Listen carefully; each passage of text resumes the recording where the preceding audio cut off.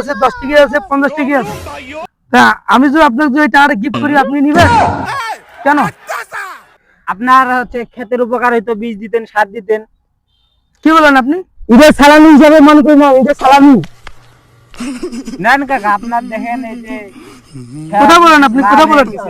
হ্যাঁ? এটা সালামি নেন 200 টাকা। না 200 টাকা নেন। কাকা বেশি না হলে 200 নেন। নেন 200 নেন। এটা সালামি দিলে আপনাকে বাড়িতে খুঁজতেছিলাম আমরা, কিন্তু আপনাকে পাইলাম না। আর নেন, আরো 200 টাকা বাড়িয়ে দিলাম। নেন নেন, আপনার সার বিষ কেনার জন্য সব টাকা আমি দিতেছি। আপনি কি করেন? হ্যাঁ, কেন বলবে না? এই যে আমি যে দেখতেছি আপনার এই যে পেঁয়াজ না লেগে গেছে, তো কেন কেন কেন নিতে পারবেন না?